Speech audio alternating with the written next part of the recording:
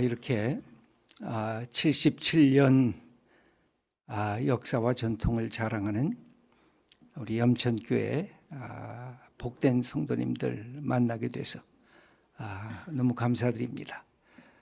제가 염천교회 아마 처음 방문하는 것 같습니다. 우리 박영근 목사님 얼굴 뵈니까 예전에 몇 번 뵀었는데 따뜻하게 맞아 주셔서 우리 집 사람이 옆에 있다가 거들더라고요. 생기기도 잘생기시고 인품도 너무 좋으실 것 같다고. 근데 저도 느낌이 만나서 얘기를 하면서 그런 느낌이 딱 들더라고요. 성도님들의 복이 여러 복이 있습니다. 그런데 좋은 목사님과 함께 이 목회 여정에 동참하는 복, 사실 이것만큼 좋고 아름다운 복이 없을 것입니다. 이런 좋은 목사님 옆에는 또 좋은 장로님들이 아마 계실 것입니다. 제가 예전에 이렇게 사귀었던 계준혁 장로님이 생각이 납니다. 그리고 오늘 장례식을 치렀다고 하는 정봉덕 장로님도 여러 번 만나서 대화했던 기억이 제 머리에 이렇게 스쳐 지나갑니다. 하나님의 교회로 주님께서 이렇게 세워주셨습니다. 또 우리 전임 목사님이신 박위근 목사님은 저하고 신학교 동기 목사님이십니다. 저보다 나이는 형님이십니다. 그런데 함께 3년간 신학교 생활을 함께 했던 그런 분입니다. 이곳에 와서 이렇게 귀한 성도님들과 함께 말씀을 나눈다고 생각하니 제 가슴이 아주 설렜습니다. 오늘도 하나님 말씀을 사모하는 분들, 오늘 날씨가 다시 꽃샘추위가 돼서 추워지는데 이렇게 함께 참여하게 된 여러분들이 얼마나 고맙고 감사한지 모르겠습니다. 여러분, 예수님을 처음 믿었을 때의 기억이 떠오르십니까? 저는 제 할아버님이 목사님이셨고 제 작은 아버님도 목사님이셨습니다. 그리고 제가 목사가 되었습니다. 그런데 어릴 때 이렇게 자라날 때 저는 예수님을 믿는다고 아마 말은 하고 교회도 열심히 다녔습니다. 헌금도 열심히 내고. 그런데 제 마음속에 내가 예수 믿습니다 라고, 예수님이 나의 주님입니다 라고 고백한 것은 대학교 2학년 때가 되는 때였던 것으로 보여집니다. 그때 제가 예수님을 주님으로 고백하면서 제 가슴이 얼마나 뛰었는지 모릅니다. 예수님 믿는 것, 예수님을 정말 믿고 싶었습니다. 예수님이 내 인생의 주인이면 제 인생 전체를 걸고 주님을 따라가는 것, 그것이 옳다고 생각을 했습니다. 그래서 내가 자유롭게 결단하고 내가 큰 결정을 했구나 하고 생각을 했습니다.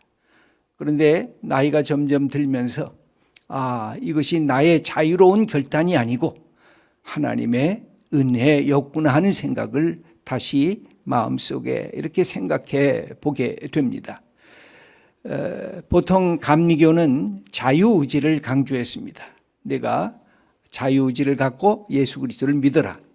우리 장로교 전통은 하나님의 주권과 하나님의 은혜를 강조합니다. 제가 어떤 읽은 책에 그런 글이 있었습니다. 어느 젊은이가 천국문을 들어가려고 했더니 천국문에 이렇게 쓰여져 있었습니다.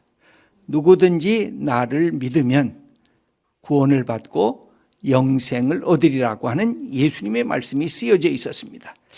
정말 영생을 얻을 수 있을까? 구원을 내가 받을 수 있을까? 내가 들어갈까 말까? 그러다가 마음에 내 자유의지로 결정을 합니다. 내가 한번 믿어볼 거야. 내가 예수를 믿겠다 하고 믿고 천국문으로 들어갔습니다.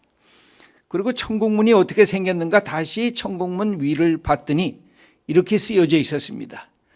네가 나를 택한 것이 아니라 내가 너를 택했노라. 그러죠?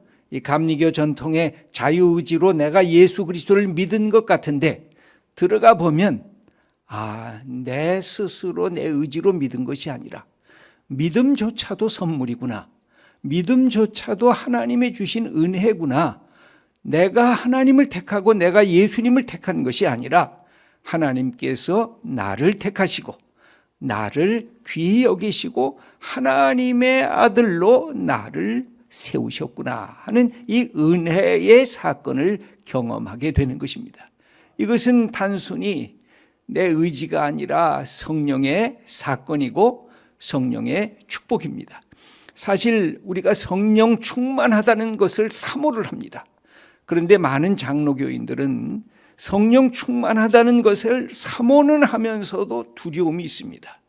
내가 성령의 사람이 되면 내 삶의 실존이 다 없어지는 것이 아닌가, 나라는 존재가 사라지는 것이 아닌가, 그리고 성령께서 나를 마음대로 주무르면 나는 내가 갖고 있는 자아가 상실되는 것은 아닌가라고 하는 걱정과 근심이 있습니다. 그래서 장로교 교인들은 성령의 이야기만 나오면 순복음 교회 교인들로, 순복음 교회로 넘겨버리고 우리는 말씀의 이 교회지, 우리는 말씀을 더 잘 연구하는 교회지 하고 말씀으로만 넘어가고 성령이 갖고 있는 내 가슴의 의지와 감정과 내 속의 이성, 이 모든 것들을 움직이는 전인적인 성령의 역사에 대해서 우리가 외면할 때가 많이 있습니다. 그래서 성령의 사람이 되라고 하면 한편으로는 폄하하고 한편으로는 부러워하는 이중적 모습이 우리들에게 있다고 말씀드릴 수가 있습니다. 왜 그럴까요? 성령이 충만하게 되면 뭔가 제정신을 잃어버리는 것이 아닌가, 우스꽝스러운 그리스도인이 되는 게 아닌가, 내 이성이 사라지는 것은 아닌가 하면서 우리는 이 성령의 자리에 들어가려고 하는 것을 포기할 때가 있습니다. 성령의 사람이 되는 것은 너무 감성적인 사람이 되는 게 아닌가. 나는 이성적인 존재인데, 나는 모든 걸 판단할 수 있는데 성령이 사람이 되면 갑자기 방언을 하고 나라는 존재는 사라지는 것은 아닌가. 이런 것에 대해서 우리는 힘들어하고 성령의 사람이 되는 것을 그렇게 사모함에도 불구하고 주님, 이런 것은 안 돼요, 제가 이렇게 되는 것은 안 돼요 하면서 자기를 거절하는 것을 보게 됩니다. 여러분, 성령의 사람이 된다는 것은 뭘까요? 하나님께서 우리를 예수 그리스도를 믿게 하면서 성령의 사람이 되게 하신 것입니다. 명백한 것은 예수님이 요한복음에서 뭐라고 말씀하시냐면, 내가 떠나가면 성령 보혜사를 너희들에게 보내주겠다. 성령 보혜사가 오면 어떻게 될 것인가? 너희들을 내가 한 말씀을 기억나게 할 거다. 그리고 내가 누구인지 더 확실하게 보여줄 거다. 그러면서 하나님께서 주신 이 새로운 역사를 만들어 갈 거다. 예수님은 육체로 오셨기 때문에 모든 사람들에게 임할 수가 없었습니다. 그러나 성령이 오시면 바로 그 예수님의 이야기를 이 세상 지구촌의 모든 사람들에게 보여줄 수 있는 그런 새로운 역사가 일어날 것이라고 하는 기대를 우리들에게 가르쳐 주셨습니다. 그래서 성령 충만이란 사실은 예수님 충만이라고 할 수가 있습니다. 성령 충만이란 예수님을 생각하는 마음으로 가득한 것, 예수님을 기억하고 예수님이 내 인생을 어떻게 이끌어갈까? 내가 주님을 위해서 어떻게 살까? 주님이 나의 주인이 된다면 내 인생을 어떤 방법으로 내 인생을 살아갈까 하는 생각이 중요한 것입니다. 여러분, 초대교회에 재밌는 이 에피소드가 있습니다. 이 베드로가 성령이 충만해서 사람들 앞에 나서서 하나님의 말씀을 마음껏 증거했습니다. 그랬더니 사람들이 깜짝 놀랐어요. 저 베드로, 공부도 안 했던 베드로, 갈릴리의 어부였던 베드로, 그런데 어떻게 저렇게 말씀을 증거하면서 새로운 역사를 만들어낼까? 그것도 아침부터. 그러면서 뭐라고 조롱을 했습니까? 저 베드로가 하는 말 받아들이지 말아라. 저가 아마 아침 술에 취한 것 같다 하고 술 취한 자라고 생각을 했습니다. 분명히 술 취하는 것과 성령에 충만한 것에 공통점이 있는 것 같습니다. 뭐예요? 내 감정이 이렇게 일어납니다. 그리고 내 속에 할 말이 생겨집니다. 여러분, 그렇게 조용한 사람들도 술 먹는 사람들 가끔 보면 아무 얘기도 안 했던 사람이 술 한 잔 들어가면 떠들기 시작하잖아요. 근데 예수님 믿는 사람들도 조금 수다쟁이가 되잖아요. 그렇죠. 예수 믿으면 내 속에 할 말이 많이 생겨져요. 예수 그리스도를 믿으면 내 속에 뭔가 드러나고 내 속에 있었던 이야기들을 나누고 싶은 마음이 생겨요. 그래서 어떻게 보면 외적으로는 비슷한 모습이 나타나는 게 순간적으로 나타나요. 그런데 결과적으로 보면 어떨까요? 술이라는 뭘까요? 성경에는 그런 말씀을 하죠. 에베소서 5장 18절을 보면 술 취하지 말라. 이는 방탕한 것이니 오직 성령으로 충만함을 받으라. 여러분, 술과 성령의 충만함의 차이가 뭘까요? 술은 망각죄예요. 여러분, 술 취해가지고 이상한 짓 한 다음에 그 다음날 너 왜 그런 일 저질렀어? 하고 물어보면 술 먹는 분들이 뭐라 그래요? 나 몰라. 나 술 취해서 몰라. 술이 그랬어. 하고 모든 책임을 자기가 져야 될 것을 술 탓으로 다 돌려버립니다. 술 취함이란 인간의 이성과 감정에 잠깐의 즐거움을 주지만 우리의 삶의 전체를 자율신경을 망가뜨리고 내 이성을 무너뜨려 버립니다. 그리고는 더 이상 자기 스스로 내 존재가 어떤 사람인지를 보여주지를 못합니다. 그런데 놀랍게도 우리가 사도행전과 바울의 이 서신들을 읽어보면 성령 충만함이란 뭘까요? 각성제입니다. 성령이 충만하게 되면 내가 누군지를 더 잘 알게 됩니다. 하나님이 어떤 분인지를 더 분명히 알게 됩니다. 그리고 내 이웃이 얼마나 소중한 존재인지를 깨닫게 됩니다. 성령 충만한다는 것은 망각 속에 들어가는 것이 아니라, 나를 잃어버리는 것이 아니라 나의 존재를 더 바르게 깨닫게 하는 그분이 성령의 역사입니다. 우리는 이 사실을 끊임없이 기억해야 돼요. 술 취하는 것은 인간을 망각 속으로, 인간의 자기 자신을 잃어버리는 자리로 끌어들이지만, 성령 충만함이란 하나님을 바르게 알고 하나님 앞에 나라는 인간이 어떤 사람인가를 명백하게 깨닫게 하고, 내 옆에 있는 사람이 얼마나 하나님의 형상으로 지음을 받은 소중한 내 형제요 내 자매인 것을 알게 하는 축복이 바로 성령의 역사인 것입니다. 술 취함은 인간을 무절제로, 절제 없는 인간으로, 인간을 방탕으로 이끈다는 것입니다. 그러나 성령 충만의 역사는 하나님의 주신 복음의 역사를 감당하는 건강한 인간 존재로 바꾸어 놓고 있다는 사실입니다. 우리는 성령 충만에 대해서 생각하면서도 자꾸만 성령을 오해할 때가 있습니다. 성령이 충만하게 되면 뭔가 업적을 많이 쌓아야 되는 것처럼 착각할 때도 있습니다. 성령 충만하게 되면 우리가 갖고 있는 이 삶이 다시 흐트러지는 것은 아닌가 생각을 하는데, 오히려 성령의 역사라고 하는 것은 인간을 새롭게 할 뿐만 아니라 하나님이 주신 믿음의 역사를 만들어가는 축복을 주신다고 하는 사실입니다. 그런데 성령의 역사가 있음에도 불구하고 교회에 어려움이 생겨졌던 것이 우리 성경을 읽어보면 나타나고 있습니다.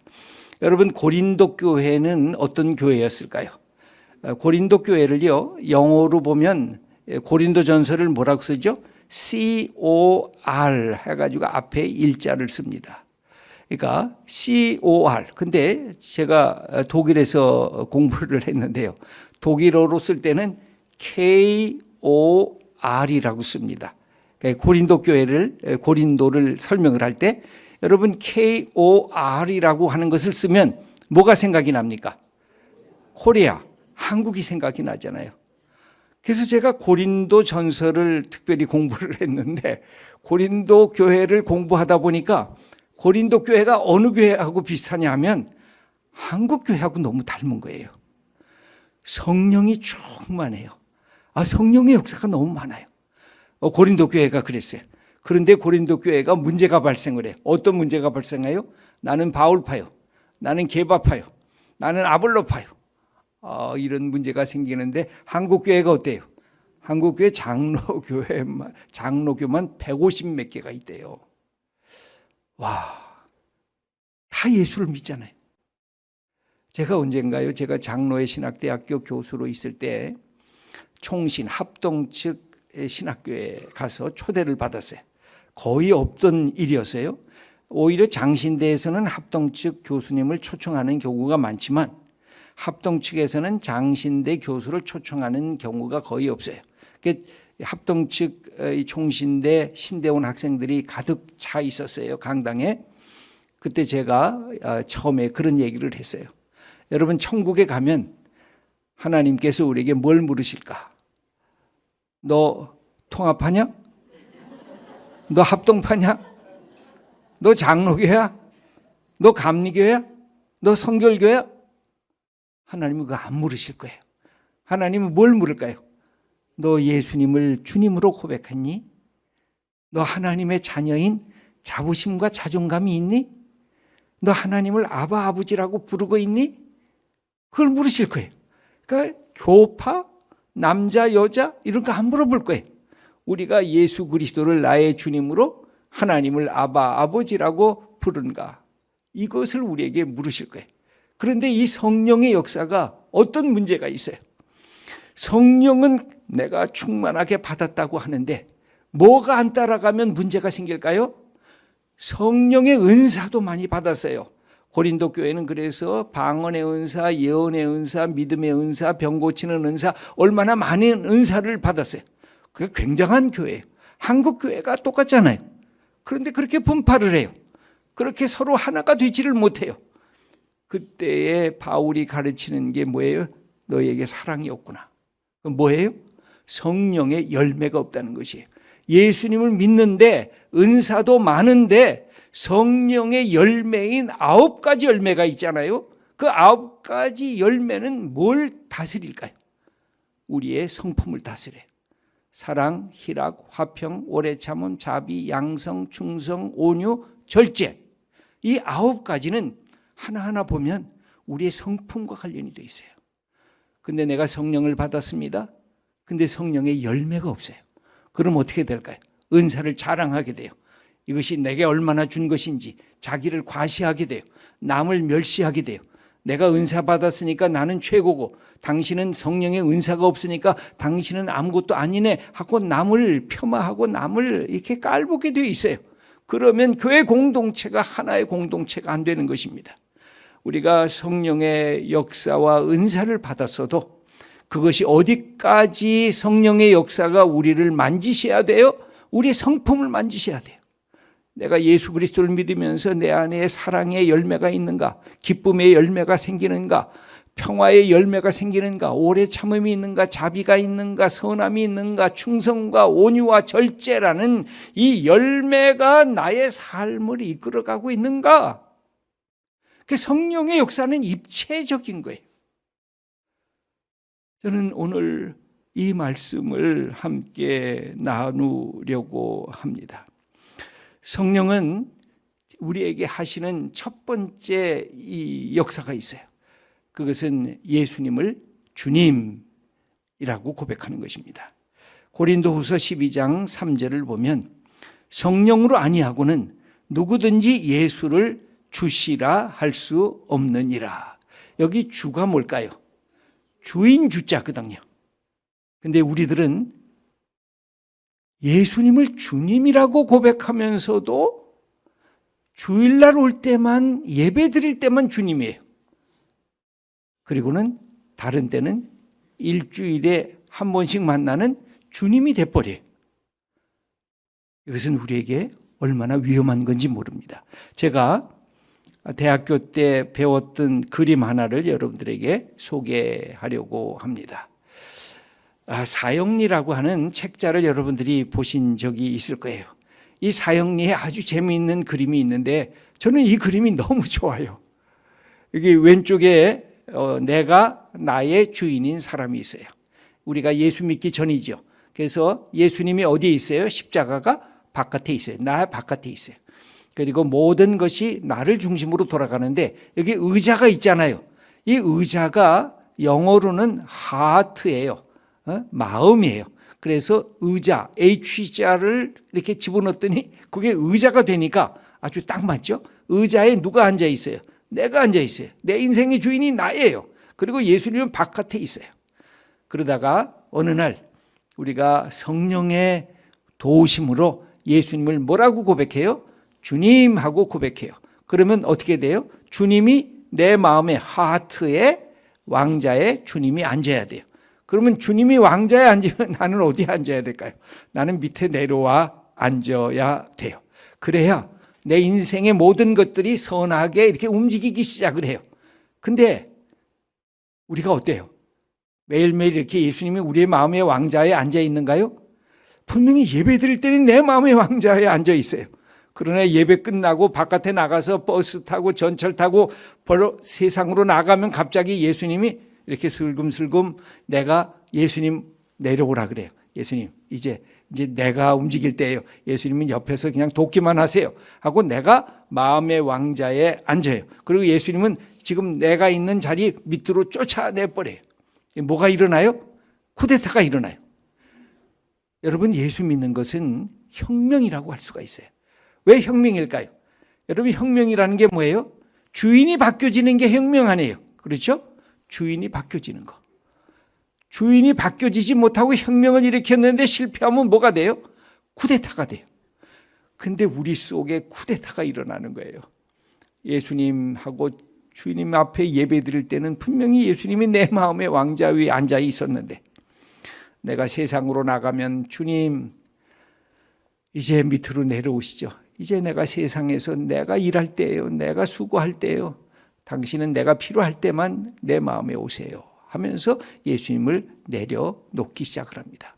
이때 우리 마음이 흔들리기 시작하는 거예요. 예수님은 주님이에요. 주인이에요. 저는 성령 충만의 가장 우선적인 비결이 어디에 있느냐?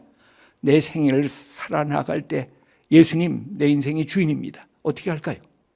내가 어떤 말을 할까요? 내가 이 사람 대할 때 어떤 태도로 대할까요? 내게 가르쳐 달라고, 내게 말씀해 달라고, 내게 인도해 달라고, 그래서 내 인생을 하나님이 도우시는 대로 해달라고. 여러분 우리 속에 새벽 기도에 나와서 기도하는 것도 중요하지만 매일매일 살면서 화살 기도를 해야 돼요. 화살 기도가 뭐예요? 주님이 나와 함께 하시는 것을 순간순간 기도하는 거예요. 하나님 나 도와주세요. 나 이끌어주세요. 주님이 내 인생의 주인이잖아요. 내가 주님의 뜻대로 살고 싶어요. 이 주인의 자리에 예수님을 모시는 것, 이것만큼 소중한 것이 없어요. 그래서 예수님이 마가복음 8장 34절에 이런 말씀을 우리들에게 가르칩니다. 누구든지 나를 따라오려거든 자기를 부인하고 자기 십자가를 지고 나를 따를 것이니라. 여러분 신앙에 있어서 제일 어렵고 힘든 과정 중에 하나가 나를 부인하는 거예요. 하나님이 우선이십니다. 예수님이 먼저십니다. 나는 그 다음입니다. 이것을 선언해야 성령께서 나를 붙잡고 움직이실 수가 있어요. 성령님께서 나와 함께 동행하시면서 하나님의 뜻을 우리들에게 가르쳐 주세요. 그런데 우리는 이것을 놓치며 살 때가 참으로 많습니다. 그래서 예수 그리스도가 내 마음의 왕자 위에 앉아 있는 것, 그것이 최고의 축복이라고 할 수가 있습니다. 그리고 나서 은사입니다. 은사는 선물로 주시는 거예요. 여러분 우리에게 주신 선물이 얼마나 많아요. 생명이 있죠. 우리에게 생각하는 힘이 있죠. 우리의 손과 발이 움직이죠. 우리가 교회 와서 헌신하고 봉사하죠. 우리가 믿음을 갖죠. 이 모든 은사, 내가 갖고 있는 모든 달란트, 이거 다 은사입니다. 근데 이 은사가 예수님을 위해서 바르게 쓰임 받으려고 하면 내 마음의 성품이 바뀌어지기 시작해야 돼요. 예수님을 주님으로 모시면서 내 속에 모난 것, 내 속에 잘못된 것, 내 속에 이기적인 것, 내 속에 교만한 것, 내 속에 다른 사람을 포용하지 못한 것, 내 속에 나만 자랑하는 것, 이것들을 잘라내는 것이 우리들에게 있어야 되는데 그것이 성령의 9가지 열매인 것입니다. 그래서 성령의 역사는 첫 번째는 예수님을 주님으로 고백하고, 그 다음에 교회와 나를 위한 하나님이 주신 성령의 은사들, 선물들을 받고, 세 번째는 성령의 열매들을 받아야 예수 믿는 것이 기뻐지기 시작하고, 예수 믿는 것이 감사하게 되고, 예수 믿는 것이 내 삶을 움직이는 원동력이 될 수가 있습니다. 그렇지 않으면 그냥 교회 나와서 잠시 예배드리고 또 일상적인 삶으로 돌아가고, 그래서 예수님은 잠시 내 마음의 주인이 됐다가 다시 종의 모습으로 내려가시고, 내 인생을 나만 홀로 살려고 하니까 예수 믿으면서도 더 힘들고, 예수 믿으면서도 더 마음에 이 기쁨과 감사가 넘치지 않고. 여러분, 우리 자신을 볼 때 여러분 아침에 일어나면 뭐부터 보죠? 맨 먼저 거울부터 봅니다. 그때 자기 자신의 얼굴을 봐야 돼요. 내 얼굴에 평안이 있는가? 내 얼굴에 감사가 있는가? 내 얼굴에 기쁨이 있는가? 내 얼굴에, 내 속에 평안이 있는가? 근데 뭔가 일그러지고, 뭔가 화가 나고 있고, 뭔가 미워하고 있고, 뭔가 불평이 가득하고, 그럼 뭔가 내 속에 이 성령의 열매가 없는 거예요. 예수를 믿어도 그렇게 믿으면 예수 믿는 게 더 나를 힘들게 만들어요. 예수 믿으면 더 나를 기쁘게 하고 감사하게 하고 에너지가 충만해져야 되는데, 에너지가 빼앗기는 신앙생활을 하게 되면 그런 모습을 나 자신도 힘들고, 내 옆에 있는 내 아내와 내 남편도 힘들고, 우리의 자녀들이 우리의 모습을 보면, 엄마, 왜 엄마는 예수 믿으면서 왜 기쁜 얼굴이 아니에요? 왜 아빠는 예수 믿으면서 그렇게 불평이 많아요? 그렇게 예수 믿는 게 나 같은 아들과 나 같은 딸에게 무슨 도움이 돼요? 하고 우리들에게 거꾸로 질문할 거예요. 저는 예수 믿으면서 제일 큰 축복이 기쁨이에요. 예수 믿으면서 제일 큰 것은 이 세상이 주지 못하는 하늘의 평안을 내 속에 간직하는 거예요. 이게 성령의 역사가 우리에게 주시는 축복인 거예요. 이것을 우리가 어떻게 누릴 수가 있을까? 그래서 오늘 가장 중요한 오늘 본문의 말씀인데, 성령님께서 하시는 최고의 사역이 있습니다. 성령님께서 도대체 우리에게 오셔서 도대체 우리에게 하시는 일이 뭘까요? 가장 중요한 것은, 우리가 하나님 앞에 설 수 없는 죄인이라고 얘기하잖아요.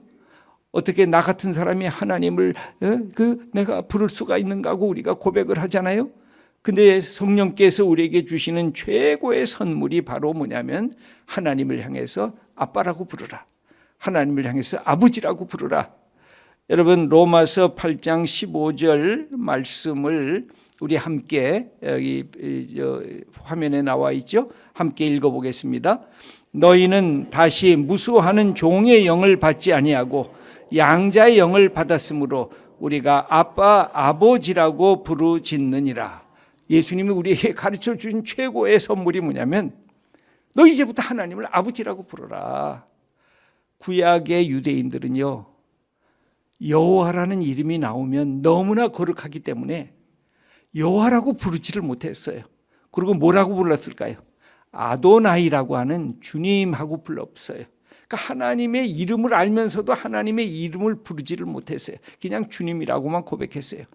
그런데 예수님은 그 하나님을 향하여 아빠라고 부르라. 어린아이가 아빠하고 달려올 때, 우리 아버지 되신 분들, 우리 어머니 되신 분들, 특별히 아빠들, 우리 어린 자녀들 어렸을 때 기억이 나십니까? 회사 갔다가 집에 들어오면 어린 아들과 딸이 있어요.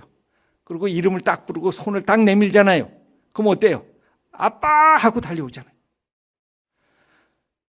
여러분, 그렇게 하나님을 향해서 달려가라는 거예요. 하나님을 향해서 예배 드릴 때 올 때마다 여러분들 마음속에 그것이 있어야 돼요. 하나님, 아빠, 아버지, 나왔어요. 여러분, 고향이 멀리 가는, 멀리 계신 분들, 시골에 계신 분들, 명절 때 가잖아요. 엄마 나왔어. 아빠 나왔어. 그럼 우리 엄마가 어때요? 막 뛰어나오잖아요. 아, 우리 아들 왔네, 우리 딸 왔네. 여러분, 예배 드리는 기쁨이 주일날 올 때마다, 주님의 성전에 올 때마다, 하나님 나왔어요. 나 김지철이에요. 나 지철이에요. 하나님, 나 아빠 하나님 앞에 나왔어요. 우리 예수님이 가르쳐 주신 가장 위대한 하나님의 이름이 아빠예요. 저는요, 아버지의 이름을 불러본 적이 과거에 없었어요. 제가 48년생이니까 우리 염천교회 창립할 때 나이와 똑같아요. 그래서 제가 우연히 보다가 오늘 박영건 목사님도 저한테 77년 됐다고, 그래서 제가 그 역사를 봤더니 48년도에 세워지셨더라고요. 근데 50년에 6.25 전쟁이 일어났어요. 그때 제가 아버지를 잃었습니다. 그래서 아버지 얼굴이 기억이 안 나요. 아버지라고 불렀던 기억이 도무지 없어요. 그래서 저는 어렸을 때부터 무슨 컴플렉스가 있었냐면 아버지 없는 컴플렉스가 있었어요. 우리 남성들 아버지 없는 컴플렉스가 뭔지 아시잖아요? 아버지는 위대하지만 또 아버지는 자라나다 보면 아버지는 친구처럼 되는데 아버지가 없기 때문에 저는 늘 왜 나는 아버지가 없을까? 근데 어머니가 6.25 전쟁터에 남편을 잃어버리니까 막 너무나 슬퍼가지고 우셨는데 통곡을 하셨어요. 근데 그때 어머니가 임신 중이셨어요. 그래서 제 동생이 태어났다 그러더라고요. 그랬는데 전쟁터에 병원에도 못 가니까 태어난 지 꼭 나흘 만에 사흘 살다가 죽었다 그래요. 그래서 제가 형제 컴플렉스도 있었어요. 왜 다른 사람은 오빠, 형, 동생 이러는데 왜 나는 그게 없지? 이것을 해결하기까지가 참 오래 걸렸습니다. 어떤 것을 통해서 제가 해결을 받았을까요? 예수님을 통해서. 예수님이 하나님을 아버지라고 부르라. 전 그게 너무 좋았어요. 예수님이 주기도문을 하시면서 우리들에게 뭐라고 가르쳐요? 하늘에 계신 우리 아버지. 그 하나님을 아버지라고 부르라는 거예요. 누구도 가르쳐 주지 않은 이름이에요. 여러분, 이 아버지라 그러니까 좀 싫어하시는 분도 있잖아요. 우리 아버지 생각하면 우리 아버지는 좀 고약하신 아버지였는데 그 아버지라고 하나님께 못 부르는 분도 있더라고요. 내 육신의 아버지가 우리 아버지는 아닌데, 근데 하나님도 그러시면 안 되는데, 이래서 못 부르는 분도 있는데, 하나님 아버지는 우리 예수님이 가르쳐 주신 게 뭐예요? 너희 육신의 아버지도 떡을 달라고 하면 누가 돌을 줄 육신의 아버지가 있느냐? 생선을 달라 그러는데 뱀을 줄 육신의 아버지가 있느냐? 하물며 하나님께 구한다면 하나님이 더 좋은 것으로, 그 더 좋은 것이 뭐예요? 성령이에요. 성령을 선물로 주시지 않겠느냐? 저는 그 구절을 보면서도 내가 하나님께 맡기면서 살아야 되겠구나. 내가 이렇게 움켜쥐면서 내 것을 차지하려고 그랬는데 하나님, 나 하나님께 드려요. 하나님, 내 삶을 드리고 싶어요. 내 마음도 드리고 싶어요. 내 생각도 드리고 싶어요. 내가 갖고 있는 이 모든 것 하나님 거예요 하고 하나님께 드리면서 살면, 육신의 아버지도 더 좋은 것으로 준다고 하셨는데 하늘에 계신 아버지께서 더 넘치게 나에게 주시지 않겠느냐? 저는 그 말씀이 너무 고마웠어요. 그랬더니 예수님이 하나님을 아버지라고 부르게 한 다음에 어느 날 예수님이 이런 사건도 있었어요. 제자들이 함께 있어가지고 그들에게 말씀을 가르쳤어요. 그래서 사람들이 많이 모여들어서 제자들뿐만 아니라 많은 사람들이 둘러싸여 있었어요. 근데 갑자기 예수님의 어머니와 예수님의 형제들이 예수님을 찾아왔다는 소식을 들었고 예수님에게 말씀해요. 어머니가 찾아왔네요. 저기 형제, 동생들이 왔어요. 그랬더니 예수님은 거기에 관심을 두지 않으시고, 누가 내 형제고 누가 내 어머니냐? 내 말씀을 듣는 여러 여러분들이 나의 형제요, 나의 어머니다. 이렇게 얘기를 하십니다. 저는 그 구절이 너무 좋았어요. 저는 어렸을 때부터 아버지 컴플렉스와 형제 컴플렉스 때문에 늘 나는 복이 없는 사람이구나. 나는 인복이 없는 사람이구나. 왜 내 가장 사랑하는 사람을 이렇게 미리 떠나보내게 하셨을까? 그게 나는 지지리도 못난 사람 복이 없는 사람인가 보다 생각을 했었어요. 그것이 제게 컴플렉스처럼 저를 이렇게 억눌렀어요. 그런데 예수를 믿게 되면서 하나님을 아바 아버지라고 부르니까 옆에 예수 그리스도를 믿는 사람들이 다 뭐가 돼요? 내 형제요, 내 자매요. 예수님이 맏형이 되고, 그렇죠? 로마서 8장에 보면 예수님을 우리의 맏형으로 세우시겠다 그런 말씀을 하세요. 그러니까 예수님이 맏형이니까 제가 몇째가 되겠죠. 그래서 어느 날 하나님을 아바 아버지 하고 불렀어요. 그 다음에 예수님이 맏아들로 세우셨으니까 나는 예수님을 뭐라고 부르면 돼요? 예수 형님 이렇게 불렀어요. 우리 여성 같으면 뭐가 돼요? 예수 오빠가 되죠. 근데 이거 더 강조하면 약간 이단성 느낌이 나가지고 근데 이게 하나님이 주신 축복이에요. 하나님만이 아버지시고 그 다음에 우리 모두가 예수님이 맏형님이시고 우리 모두가 형제요 자매다. 저는 이 사실을 깨닫게 되면서 나는 지지리도 못난 인복이 없는 사람이구나 하는 것으로부터 벗어나기 시작했습니다. 아버지 컴플렉스로부터 벗어나기 시작했어요. 형제 컴플렉스로부터 벗어나기 시작했어요. 여러분, 예수 믿는 건 얼마나 좋은 건지 몰라요. 예수 믿는 건 축복 중에 축복이에요. 여러분, 그래서 하나님을 아바 아버지라고 마음껏 부르셔야 돼요. 기도하실 때도 하나님, 내가 엄마로서 내 아들을 이렇게 사랑하는데 하나님 그것보다 더 사랑하시잖아요. 그럼 내 문제 좀 내가 하나님께 알릴게요. 이거 어떻게 할까요? 하나님, 내가 여기서 포기할까요? 하나님, 더 나갈까요? 하나님하고 이렇게 부딪히셔야 돼. 하나님이 우리에게 그런 특권을 주셨어요. 아들 되는 특권, 자녀 되는 특권을 우리에게 주셨어요. 그래서 여기서 중요한 것이 있어요. 너희는 다시 무서워하는 종의 영을 받지 아니하고 양자의 영을 받았으므로 하나님에게 아빠, 아버지라고 부르짖는다. 그렇게 말씀을 했어요. 그래서 이게 우리가 예수 믿으면서요, 무서움의 영을 받으면 안 돼요. 여러분, 하나님을 경외하는 것과 하나님을 무서워하는 것은 좀 다른 거예요. 하나님을 경외하는 것은 왜 경외해요? 하나님은 창조주시고 하나님은 거룩하신 분이고 하나님은 영원하신 분이니까 우리가 예배하기 위해서 하나님을 경외하는 것이에요. 그러나 무서워하는 것은 도망가는 것이거든요. 아니에요. 우리가 예수 그리스도를 믿고 하나님의 아들과 딸이 되면 뭐가 생겨요? 하나님과 친밀한 관계가 생겨요.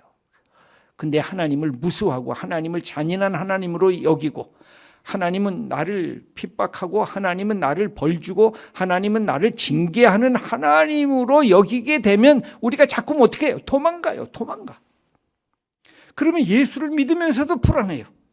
예수를 믿으면서도 징계를 맞을까 봐 겁이 나요. 예수님을 믿으면서도 내 속에 기쁨을 누군가가 자꾸만 억눌러요. 그 누군가가 누구예요? 사탄이에요. 사탄이 제일 좋아하는 사람이 누구예요? 예수님은 믿는데 두려움의 영을 가진 사람, 무서움의 영을 가진 사람을 꼬드기는 거예요. 그러면서 우리들에게 얘기하는 거예요. 야, 이놈아, 너는 본래 형편없는 존재 아니냐? 너는 본래 죄인이야. 아무도 너 같은 놈 좋아하지 않아. 너는 쓰레기 같은 존재야. 하고 나 자신을 예수 믿는 나를 자꾸만 자기를 업신여기게 만들어요. 여러분, 예수 믿으면서 자기를 업신여기면 안 돼요. 자기를 자꾸만 연민하게 만들어요. 자기를 자꾸만 비하해요. 자기를 낮추게 만들어요. 아니에요. 예수 믿는 나를 자랑스럽게 생각하셔야 돼요. 왜냐하면 하나님은 나를 택하실 때 천하의 어떤 것과도 비교할 수 없을 정도로 하나님이 우리에게 다가오셔서 하시는 말씀이 뭐예요? 너는 소중한 존재야. 너는 값진 존재야. 너는 어느 누구하고도 바꿀 수 없는 내 아들 내 딸이야. 하나님이 말씀하세요. 여러분, 복음이 뭐예요? 하나님이 자기 아들을 십자가의 죽음으로 내몰면서 나 같은 죄인을 살리기 위해서 당신의 아들을 내어놓는 사건이 복음이에요. 하나님이 당신의 아들보다 나를 더 사랑하셨다는 역설적인 증거가 기쁜 소식이에요. 기쁜 소식이 뭐예요? 나같이 죽을 죄인, 나같이 아무것도 아닌, 나같이 쓰레기통에 버려도 괜찮은 존재가, 너는 그런 존재가 아니라 너는 하나님의 아들, 하나님의 딸, 너는 소중한 존재, 내 아들 예수 그리스도를 십자가에 내버릴 정도로 너를 사랑하는 하나님의 사랑받을 존재가 바로 너야 하고 우리들에게 가르치는 게, 이게 복음이에요. 복음이 왜 기쁜 소식이에요? 하나님이 나를 너무 긍휼히 여기시고 나 같은 존재를 귀히 여기시는 하나님의 사건을 경험하는 것, 그게 나를 기쁘게 하는 거예요. 그게 나를 감사하게 하는 거예요. 그게 하나님 앞에, 하나님 나 같은 죄인을 살리신 하나님께 내가 영광을 돌리며 살겠습니다라고 우리의 헌신할 수 있는 이유가 바로 여기에 있는 것입니다. 그래서 우리가 예수 믿으면서요, 자기가 하루하루 살다가 너무 낙심하거나 자기를 자꾸만 낮추면서 우울증 속에 자기를 빠뜨리는 거, 그것도 잘못된 것이고 그것도 죄예요. 그래서 시편 42편에 보면 시인이 그런 고백을 하죠. 나와 내 자신 속에 있는 나를 향해서 얘기를 해요. 내 자신이 자꾸만 실망하니까, 내 자신이 자꾸만 낙심하면서 모든 것을 포기하고 싶은 그 자기 자신을 향해서 그렇게 외치는 거예요. 너 왜 그렇게 낙심하냐? 너 왜 그렇게 실망하냐? 너 다시 소망의 하나님을 바라봐라. 여러분, 예수 믿으면서 우리가 힘들고 어려울 때 무슨 능력이 필요할까요? 자기를 향해서 위로할 줄 아는 능력이 필요해요. 야, 너 하나님의 아들이야. 너 하나님의 딸이야. 너 그렇게 낙심하는 것으로 그렇게 자꾸만 세월을 보내면 안 되지. 너 왜 우울하게 지내니? 너 왜 자꾸만 도망가려고 그러니? 너 왜 비겁한 자로 남으려고 그러니? 너 왜 네 자신 하나님의 사람인데 자꾸만 뒤로 주춤주춤하면서 자기를 위축하고 자기를 업신여기면서 살고 있니? 아니야. 너는 소중한 존재야. 하나님이 사랑하는 존재야 하고 자기 자신을, 예수님을 통해서 자기 자신을 위로할 줄 아는 그 역사가 하나님이 성령을 통해서 우리에게 가르쳐 주시는 그런 모습인 것입니다. 그러면서 여러분, 내 얼굴을 내가 잘 볼 수가 없잖아요. 근데 요새는 거울이 너무 좋아가지고, 그죠? 솜털 하나하나까지 다 보이는데, 자기 제일 먼저 뭘 봐야 될까? 눈동자를 보시면 돼요. 내 눈동자 살아있는지, 내 눈동자가 초롱초롱한지, 내 눈동자가 그냥 개슴츠레한지, 내 눈동자가 밝게 빛나는지, 내 눈동자가 슬픔으로 좌절하고 있는지, 내 눈동자 속에 뭔가 의욕이 있고 뭔가 감사가 있는지, 아니면 내 눈동자 속에 불평과 불만으로 가득 차 있는지, 누구가 알 수 있어요? 자기가 알 수 있어요. 그때마다 너 하나님의 사람아, 너 왜 그렇게 실망하고 낙심하고 불평하느냐? 너 예수님 때문에 하나님을 바라보면서 다시 용기 내, 다시 힘을 내, 다시 하나님의 주신 소망을 가슴에 품어 하고 자기 자신을 격려할 줄 아는 게, 이게 하나님의 자녀 된 사람이 갖게 되는 축복이라고 할 수가 있습니다. 여러분, 좋은 부모와 좋은 자녀의 관계가 뭘까요? 우리 아들, 내 사랑하는 딸, 난 네가 좋아. 나 너 사랑해? 여러분, 그 이야기를 들으면 우리 아들, 딸은 용기 백배하는 것입니다. 여러분, 어떻게 하면 아버지를 기쁘게 해드릴까요? 아빠, 나 아빠 아들인 거. 엄마, 나 엄마 딸인 게 너무 좋아. 여러분 어떠세요? 여러분 엄마 아빠한테 가서 그렇게 말하고 있나요? 난 아빠처럼 안 되고 싶어. 난 엄마처럼 살고 싶지 않아. 우리 속에 이런 갈등이 많지 않나요? 이게 어려운 거예요. 이게 극복해야 되는데, 특별히요, 이 아빠와 아들의 관계는요, 굉장히 어렵고 힘든 관계입니다. 여러분, 엄마와 딸은요, 평생에 이게 친구가 되더라고요. 근데 아버지와 아들 관계는요, 이게 쉽지가 않아요. 이 철학자 사르트르가 그런 얘기를 했어요. 아들들은 10살 이전까지는 아버지의 인정과 사랑을 받기를 원한다. 근데 10살이 넘어가면 이제 사춘기로 들어가는 거죠.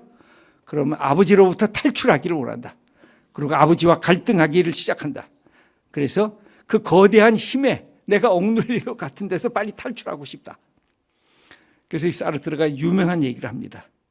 아버지가 그때 아들에게 해줄 수 있는 최선은 일찍 죽는 것이다. 이거 아주 파라독시칼한, 그죠? 이 남자 아들들이요, 청소년 때 그런 생각을 하는 거예요. 우리 아버지가 없었으면 내가 좀 마음대로 할 수 있을 텐데. 이 남자들의 세계 속에, 이 아들의 세계 속에 있는 거 아마 이게 우리가 청소년 때 기억이 나실 거예요. 근데 좋은 부모, 좋은 아들, 딸의 관계는 뭘까요? 엄마가 내 엄마, 아빠가 내 아빠여서 나는 좋아. 아들아, 딸아, 내가 내 아들인 게 너무 고맙고 감사하구나. 여러분, 그런 가정은 복된 가정이에요. 그럼 하나님도 똑같아요. 하나님도 인격 아니에요. 여러분, 하나님한테 뭐예요? 하나님 내 아버지인 게 너무 좋아요. 그럼 하나님이 좋아하실까요? 싫어하실까요? 너무 좋아하죠.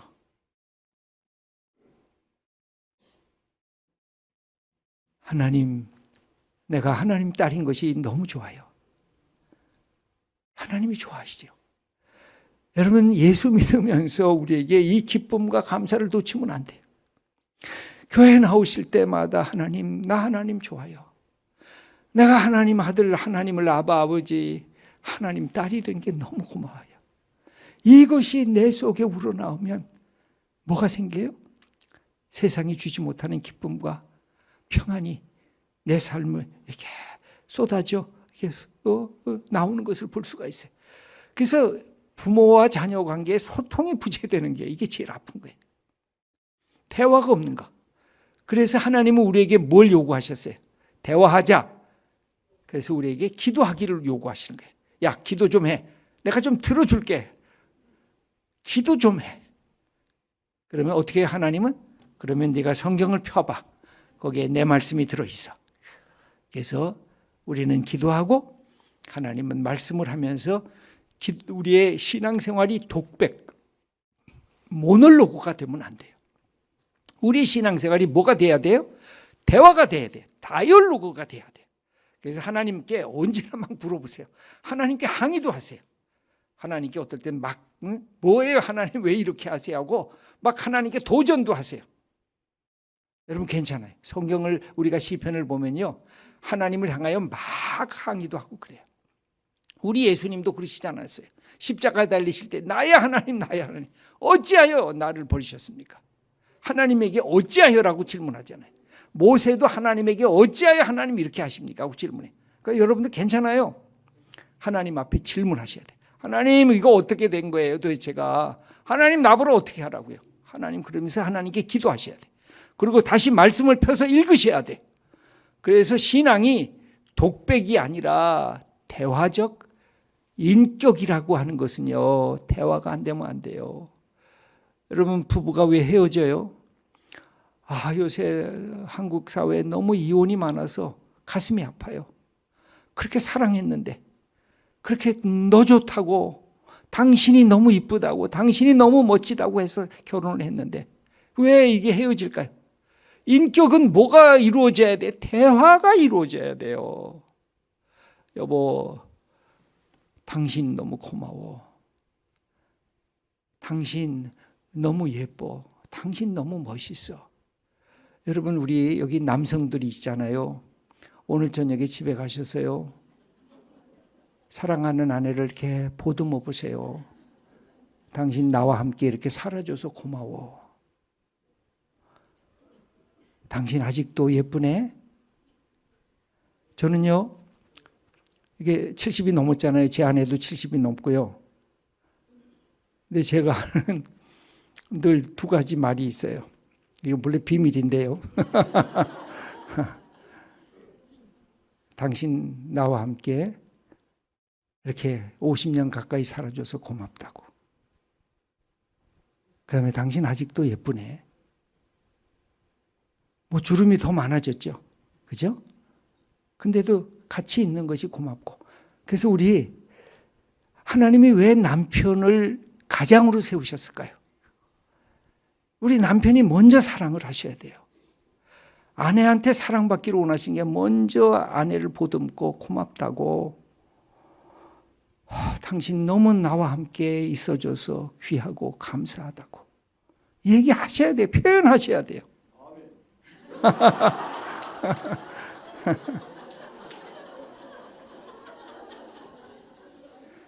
우리 아내 되신 분들은요, 남편들이 정말 얼마나 고생했어요. 세상의 가정을 위해서 모든 것, 상사한테 꾸지람을 받으면서도 때로는 다 집어치고 싶은데 그거 다 참으면서 직장 생활하고 여기까지 온 거거든요. 남편 둥 두드리면서 당신 정말 우리 가족을 위해서 애썼어. 당신 정말 멋져. 고마워 하고 남편을 이렇게 좀 안아주세요.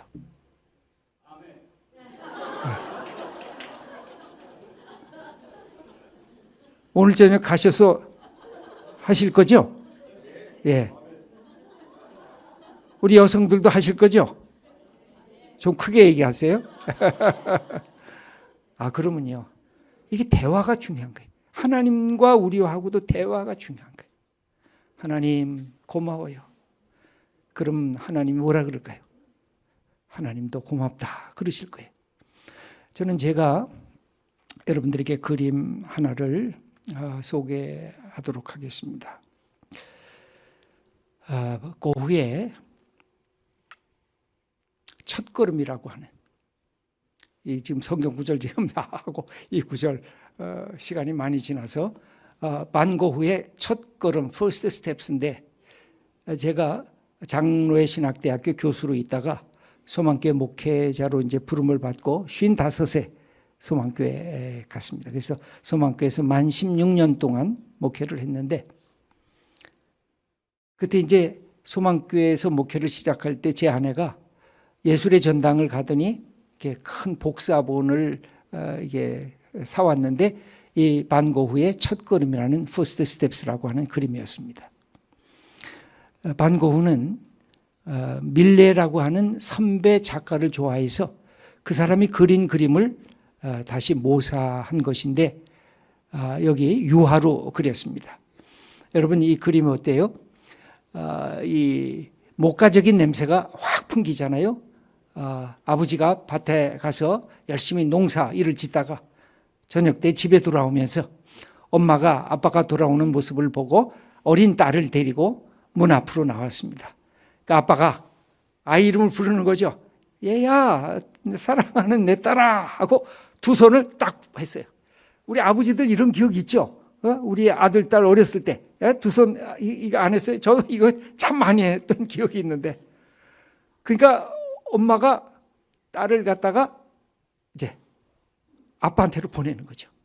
이게 first step, 첫 걸음을. 저는 이 그림을 보면서 저 아버지가 우리 하나님 아버지구나. 그리고 저 엄마가 성령님이시구나. 그렇게 생각을 했어요. 그리고 저 딸을 누구라고 생각했게요? 저 자신이라고 생각했어요. 성령님께서 하나님을 향하여 하나님이 나를 이 이름을 부르면서 부르시고 계시는구나. 그럼 나는 오직 하나님만 바라보고 목회 사역을 첫걸음을 딱 뛰어야 되겠구나. 그렇게 생각을 했어요. 그리고 하나님, 내가 오직 주님만을 바라보면서 목회 사역을 하겠습니다. 그러다가 계속 저 그림을 보다 보니까 어느 날 저 아버지는 하나님 같은데 저 엄마가 저처럼 느껴졌어요. 그리고 어린 딸이 우리 성도님들이 누구를 향해서? 저 아버지 하나님을 향해서 달려가게끔 나는 저 어린 우리 성도님들을 하나님을 향해서 저 아빠한테 가라. 아빠가 너를 부르고 있다 하는 그 모습으로 저 그림이 제게 다가왔어요. 사랑하는 성도 여러분, 하나님이 우리를 그렇게 부르고 계세요. 하나님이 우리를 두 손 벌려서 우리의 이름을 부르면서 내게로 오라. 그럼 어떻게 해요? 아빠, 나 왔어요. 나 하나님 만나고 싶어서 왔어요. 그럼 하나님이 우리를 안아주실 거예요. 저는 성경에서 제가 좋아하는 구절, 아침에 새벽 기도를 일어나면 딱 머리에 떠오르는 것이 있습니다.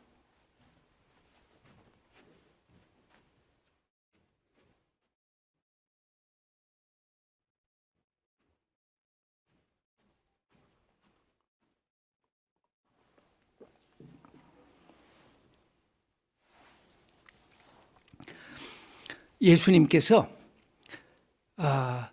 세례 요한에게 세례를 받으시고 올라오실 때 하나님이 예수님을 축복하시면서 뭐라고 해요? 하늘에서 음성이 들리시고 성령이 비둘기같이럼 예수님에게 내려오셨어요. 그러면서 하늘의 음성이 뭐예요? 너는 내 사랑하는 아들이라. 내가 너를 기뻐하노라. 저는 그 말씀이 너무 좋아서 제가 목회를 하면서 새벽에 일어날 때마다 하나님 그 예수님에게만 하지 마시고 내게도 해주세요. 그래서 아침에 일어나면 제가 그걸 암송처럼 머리에 외웠습니다. 너는 내 사랑하는 아들, 내가 너를 기뻐하노라. 마가복음 1장 11절의 말씀이에요. 그래서 여러분이 아침에 일어날 때마다 하나님이 우리 여성에게는 너는 내 사랑하는 딸이라. 내가 너를 기뻐하노라. 하나님이 나를 사랑한다 그랬으니까 저녁에 내가 뭐라고 하면 좋을까? 시편 18편 1절이 생각이 났어요. 나의 힘이신 여호와여, 내가 주를 사랑하나이다. 아침에 하나님이 나를 사랑하면 저녁에 잠들기 전에 내가 주님을 사랑합니다. 이렇게 고백하면서 목회를 해야 되겠구나 하는 것이 저의 생각이었습니다. 그리고 고백이었어요. 사랑하는 우리 귀한 성도 여러분, 하나님께서는 지금도 우리를 아빠, 아버지라고 부르면서 다가오는 우리를 기다리고 계세요. 여러분, 성령의 사람이 되는 것 많은 것이 이야기할 수가 있어요. 한 가지만 오늘 하나님을 내가 아빠, 아버지라고 부르짖는 하나님의 아들과 딸이 되는 축복을 받는 것, 이게 성령의 사람이 되는 비결이에요. 도망가면 안 돼요. 무서워하면 안 돼요. 자기 자신을 막 학대하면 안 돼요. 내가 얼마나 하나님의 아들과 딸인지. 여러분, 지금 수많은 정치 지도자들이 저 미국의 트럼프 대통령하고 전화 연결하고 만나고 싶어서 안달을 하잖아요. 우리는 하나님하고 직통으로, 예수 그리스도의 이름으로 직통으로 만날 수가 있어요. 예수의 이름으로 하나님 내 아버지, 하늘과 땅을 만드신 창조주, 역사의 주관자이신 하나님, 우리를 사랑하시고 우리에게 구원과 생명을 베푸시는 그 하나님을 향하여 아바, 아버지라고 부르라고. 이게 성령의 사람의 제일 중요한 모습인 거예요. 여러분, 그래서 우리가 기도할 수 있죠. 하나님, 나 지금 몸이 아픈데 이 병을 치유해 주세요. 하나님, 우리 남편이 사업이 안 되는데 이 사업 좀 주님 축복해 주세요. 하나님, 우리 아들, 우리 딸 좋은 대학에 좀 합격 좀 시켜주세요. 하나님, 내가 갖고 있는 인간관계가 자꾸만 무너지고 있는데 이거 좀 해결해 주세요. 여러분, 다 기도하셔도 좋아요. 그 기도가 소중한 기도예요. 그런데요, 그 기도를 하기 전에 늘 먼저 기도해야 될 게 있어요. 하나님, 나 하나님의 딸이에요. 나 하나님의 아들이에요. 하나님, 내가 내 아들, 내 딸 사랑할 때 모든 것을 주고 싶어 해서 내가 들어요. 하나님, 나를 긍휼히 여기시고 나를 사랑하시고 하나님 내 하나님의 아들과 딸인 나에게 이 축복을 허락해 주세요. 먼저 하나님의 아들과 딸인 것을 선언하셔야 돼요. 그냥 강구부터 먼저 하시지 말고 하나님은 내 아버지예요. 하나님을 향해 내 아빠 아버지라고 부를 거예요. 내가 하나님 앞에 나왔어요. 하나님 예수님의 이름으로 예수님이 가르쳐 주신 거예요. 그래서 주님 내가 이렇게 기도합니다. 주님 이런 제목으로도 기도합니다. 내가 또 교회를 위해서 기도합니다. 내가 나라를 위해서 기도합니다. 하나님 도와주세요. 하나님 내가 하나님의 사람으로 하나님의 자녀된 사람으로 이 일을 할 때 도와주세요 하고 하나님 앞에 나가는 것, 이게 우리에게 주신 최고의 축복이에요. 그래서 스바냐서 3장 17절을 보면 이스라엘 백성을 예루살렘의 딸이라고 부르면서 너희 하나님 여호와가 너희 가운데 계시니 그는 구원을 베푸실 전능자이시라. 그가 너로 말미암아 기쁨을 이기지 못하시며 너를 잠잠히 사랑하시며 너로 말미암아 즐거이 부르며 기뻐하시리라. 하나님이 우리를 기뻐하신다는 거예요. 이걸 놓치면 안 돼요. 하나님이 나 같은 자를 기뻐하신다는 거예요. 내가 하나님의 아들과 딸이기 때문에. 여러분 그렇지 않아요? 멀리 나갔던 아들과 딸이 집에 돌아와 봐요. 얼마나 좋아요. 그냥 맛있는 잔치를 베풀잖아요. 누가복음 15장에 나오는 탕자의 비유가 그거 아니에요. 멀리 떠난 아들, 떠날 때는 이게 말릴 수가 없어요. 왜? 지가 떠난다고 하니까. 근데 돌아오니까 아버지가 너무 좋아하잖아요. 우리 기뻐 잔치하자. 여러분 우리 한 사람 한 사람이 너무 소중한 존재예요. 제가 한 가지 예전에 제가 함께 나누었던 예화가 기억이 납니다. 여러분들도 한번 들으셔서 그런지 몰라요. 초등학교 1학년 어린아이가 어느 날 용돈이 필요했어요. 그래서 엄마 화장대 앞에 이렇게 조그만 청구서를 써놨어요. 그동안 엄마 아빠를 위해서 내가 얼마나 수고했는지 써놨어요. 엄마 없을 때 동생 돌봐준 값 1,000원, 방 청소한 값 1,000원, 아빠 구두 닦은 값 1,000원, 엄마 심부름 값 한 거 1,000원, 산수시험 100점 맞은 거 2,000원, 그래서 합의 6,000원, 내일까지 주시기 바랍니다. 이렇게 써놨어요. 그때 엄마가 그걸 보고 그 다음에 아들에게 이렇게 또 쪽지를 보냈어요. 아들아, 너를 뱃속에 놓고 10달 동안 고생한 것 공짜. 7년 동안 먹여주고 입혀주고 재워준 것 공짜. 내가 아팠을 때 너를 업고 어두운 밤길을 달려가 응급실에 데려가 준 것 공짜. 축구공 차다 뒷집 유리창 깨뜨린 것 대신 물어준 값 공짜. 앞으로 너에게 들어갈 학비를 포함해서 모든 것 다 공짜. 나는 너에게 청구할 것이 하나도 없구나. 아들아, 엄마는 너를 사랑한단다. 여러분 우리가 하나님 앞에 나오면서 하나님, 나 오늘 다른 사람 다 안 나왔는데 나는 이 부흥사경에 나왔어요. 나 축복해 주셔야죠. 하나님, 나는 아침마다 찬양대 열심히 연습하는데 다른 사람하고 좀 비교 좀 해주세요. 하나님, 나는 11조 헌금 너무 잘 나는데요. 난 새벽기도 빠진 적이 없는데요. 난 봉사라고 목사님이 말씀하시면 봉사 제가 1등인데요. 여러분 우리에게 이 초등학교 1학년 아들처럼 하나님 앞에 자랑하고 싶은 마음이 때론 생길 때도 있어요. 그럼 하나님이 우리에게 뭐라고 말씀을 하실까요?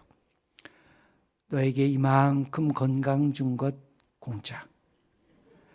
너에게 생명 준 것도 공짜. 네가 못되고 얼마나 흉악한 죄를 지은 것 용서해 준 것 공짜. 내 아들 예수 그리스도를 십자가에 내놓고 피 흘려 너를 위해서 사랑한 것 다 공짜. 이 모든 것 앞으로도 너에게 줄 것 다 공짜. 여러분, 그게 하나님의 은혜이죠. 그죠? 우리가 이만큼 살아온 것, 저는 기도할 때, 새벽 기도할 때 그런 기도를 많이 했어요. 하나님, 어제의 밤으로 내 생명을 종식시키지 않으시고 이 아침에 또 호흡하게 하시고 제 심장이 뛰게 하셨네요. 하나님, 오늘도 주님과 함께 하루를 새롭게 시작하겠습니다. 여러분, 우리에게 주신 하나님의 선물이 얼마나 많은지 몰라요. 그 중에 최고의 선물은 하나님을 아바 아버지라고 부르는 것, 그리고 하나님의 아들이 되고 하나님의 딸이 된 것. 우리 성령의 사람이 되는 것은 제일 중요한 것, 다른 거 다 놓쳐도 괜찮아요.